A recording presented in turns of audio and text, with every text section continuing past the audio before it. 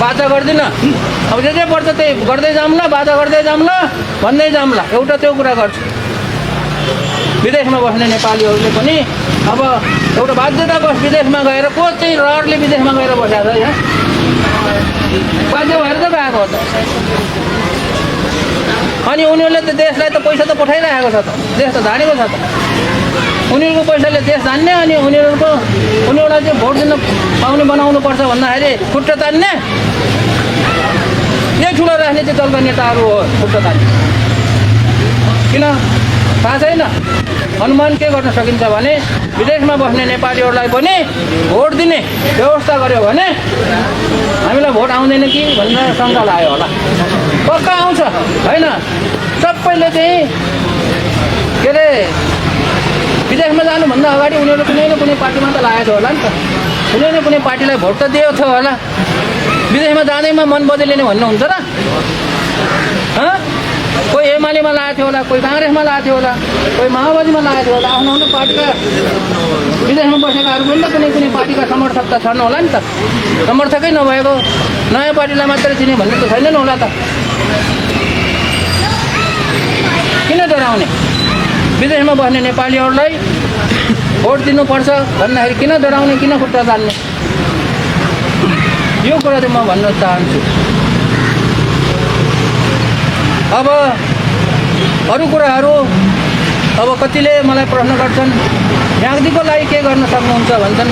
म म्याग्दीको मात्रै मान्छे होइन क्या, नेपालभरिको मान्छे हो, नेपालभरिको मान्छे हो, साझा मान्छे हो। म म्याग्दीको लागि मात्रै होइन, नेपालभरिको लागि फाइदा हुने काम गर्छु। म्याग्दीको लागि पनि काम गर्छु, पछि भोट खाएपछि त म्याग्दीको लागि पनि काम गर्नु पऱ्यो। तर मेरो म चाहिँ म्याग्दीको लागि पनि काम गर्छु। म्याग्दीको लागि के काम गर्छु र नेपालभरिको लागि के काम गर्छु भन्दाखेरि मैले गर्ने फोकस अहिलेको शिक्षाको कुरा त एउटा सानो कुरा भयो, एउटा सानो क्षेत्रको कुरा भयो। नेपालभरिको लागि गर्नुपर्ने महत्त्वपूर्ण काम के छ भने देशको अर्थतन्त्र सुधार्नुपर्छ। देशको अर्थतन्त्र सुधार्नुपर्छ भन्ने एजेन्डा कोही पनि राजनीतिक पार्टीहरूले अहिलेसम्म 2040 सालदेखि अहिलेसम्मको कुनै पनि सरकारले यो एजेन्डा राखेको छैन। देशको अर्थतन्त्र सुधार्ने एजेन्डा, देशलाई चाहिँ सिङ्गापुर बनाउँछु भन्ने एजेन्डा त ल्याएकै हो होइन? देशलाई चाहिँ स्विजरल्यान्ड बनाउँछु भन्ने एजेन्डा त भाषण त गरेकै हो। तर कसरी गर्ने? कसैले केही तरिका बतायो? कसैले तरिका बताएन। तरिका बताउनु पर्छ र मैले त्यो तरिका बताइरहेको छु। धेरै वर्ष भयो त्यो तरिका बताएको। देशलाई कसरी सिङ्गापुर बनाउने, सिङ्गापुर जस्तो धनी बनाउने भनेको होइन, स्विजरल्यान्ड जस्तो धनी सुन्दर बनाउने भनेको हो। देशलाई स्विजरल्यान्ड, सिङ्गापुर एउटा विकसित देश, समृद्ध देश बनाउने तरिका के हो भने अर्थतन्त्र सुधार्नुपर्छ। अर्थतन्त्र त्यो रातारात सुध्रिँदैन, लाग्छ 20-25 वर्ष लाग्छ। 46 सालमा त्यो कदम चालिदिएको भए अहिलेसम्म त अर्थतन्त्र सुध्रेर नेपाल चाहिँ विकसित देश भइसक्थ्यो। सिङ्गापुर जस्तै नबने पनि, हङकङ जस्तै नबने पनि हुन्थ्यो। 46 सालदेखि नै त्यो चाहिँ कदम चालिदिएको भएदेखि गएको 35 वर्षमा 40 सालपछिको सरकारहरूले नचालेको कदम, अर्थतन्त्र सुधार्नको लागि नचालेको कदम के छ भने देशमा, नेपालमा विज्ञान, प्रविधि, अनुसन्धान, नवप्रवर्तनको विकासको लागि केही पनि कदम चालेन। कुनै सरकारले चालेन। 40 सालभन्दा अगाडिको सरकारहरूको कुरा छोडिदियो। त्यति बेला नेपाल चाहिँ एउटा ढुङ्गे युग जस्तोमा थियो। 40 सालभन्दा अगाडि अलिकति परिवर्तन भएको 40 सालपछि हो र 40 सालपछिका सरकारहरूले के गरेनन् भने नेपालको अर्थतन्त्र सुधार्नको लागि विज्ञान, प्रविधि, अनुसन्धान नेपालको प्रतिभाशाली सन्ततिहरूलाई संरक्षण गर्ने कोही काम गरेन। त्यसले गर्दाखेरि के भयो त?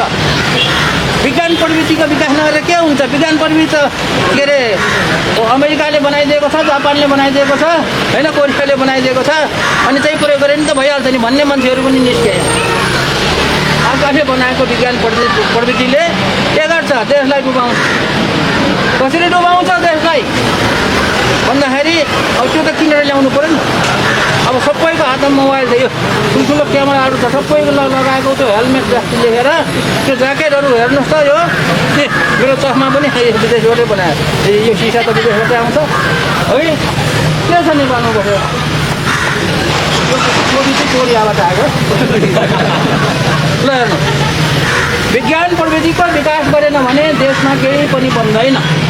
प्रविधिले हो कुनै चिज बनाउने, जुत्ता बनाउने, सबै चिज बनाउने प्रविधिले हो, विज्ञानले हो। विज्ञान प्रविधि गर्ने भनेको प्रतिभाशाली, त्यो आइडिया भएको मान्छेले हो। सबै मान्छेलाई त्यस्तो आइडिया आउँदैन। कुनै पनि देशमा 1% पनि प्रतिभाशाली सन्तति के अरे युवाहरू हुँदैनन्। 1% भन्दा धेरै कम हुन्छन्, थोरै हुन्छन्। त्यो थोरै जमात जुन छ प्रतिभा भएका सृजनशील युवाहरूलाई चाहिँ पूजा गरेर राख्नुपर्छ, एउटा मन्दिर जस्तो बनाएर पूजा गरेर राख्नुपर्छ र उनीहरूको दिमागबाट जे जे नयाँ नयाँ चिजहरू बन्छन् त्यो चिजलाई चाहिँ व्यवसायीकरण गरेर त्यो चिजहरूको उत्पादन गरेर नेपालको लागि चाहिने चिजहरू बनाउनु पर्छ पहिला कुरा।